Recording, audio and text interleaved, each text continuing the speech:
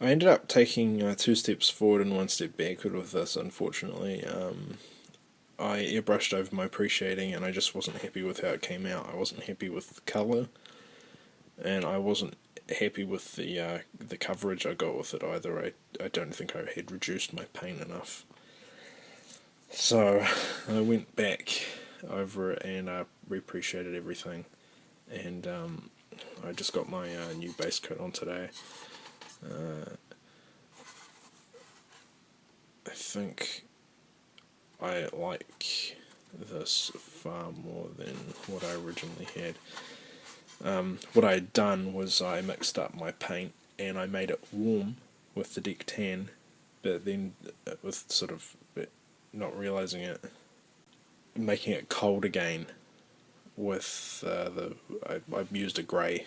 I don't remember what grey I used, but it just sort of destroyed the whole look I was trying to go for. So I put it on and I reduced my paint correctly, and it turned out a lot better. And so that I actually have something to show, I actually started with some of the accent detailing on some of the panel details and things. And I just used ocean grey.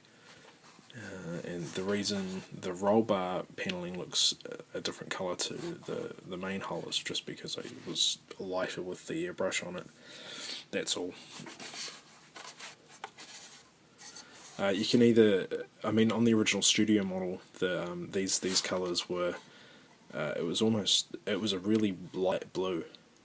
I used to do my paint schemes a lot closer to the original studio models actually, but in recent years I've sort of gone with a more idealised version, sort of cross between how it looked on screen and how I think it should look on a scale model, which is very small.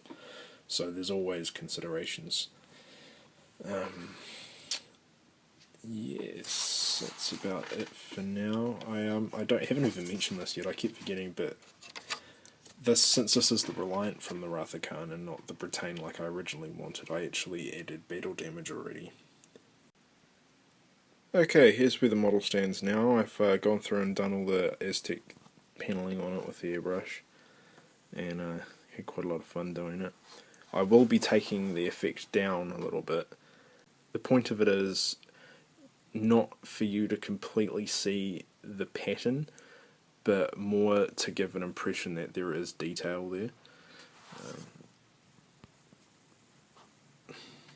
Since the base coat is an off-white, I just use flat white through these templates here. I just made templates out of tape, different ones for each ply segment. I did the bottom as well. The bottom's looking pretty nice. And I made up that there for the main hole paneling. I just sort of sprayed it there and turned it around and just went a bit random with it. I'm pretty happy with how it came out. As I say, we'll be taking it down a little bit with a little bit of the base coat misted over. It's really just to give the impression of detailing. I did try and do a little bit on the side pylon, but I really didn't like it, so I'm just going to airbrush over that. And I probably just keep it bare because I quite like the look of it like that. So next thing to do is the battle damage, which is kind of exciting. I don't really do battle damage too much, so it'll be a learning curve. I've got this phaser strike on the bridge, and this. Well, we got our battle damage done, and it turned out really cool, I think. As I said before, I haven't done this before, especially to this degree. I'm scared of battle damage, man. Like, I don't quite know how to do it, but I think everything turned out really well. Luckily, the first thing I tried worked really well, and I just kept going, and I think I avoided going overboard. but I just wanted to recreate the phaser strike on the bridge and that large one on the back. Now, I used a couple of special tricks to do this. Really, there it is, close up. I used a couple of tricks. Those being, first of all, I did not use black. Don't use black when you do weathering on scale models, it just immediately puts it out of scale. The other thing is this is my Iwata Neo, really cool brush, and I took the cap off the end. See the needle's exposed? I took that bit off there. And what that does is it allows you to get really pencil close, kind of your spray radius is, I'm pretty sure you can get smaller needles, but your spray radius is like the tip of a Sharpie or something like that, and if you're really careful with it, you can get down there and pinpoint certain areas. Now that streaking was accomplished using, didn't use this bit, but it's the same thing.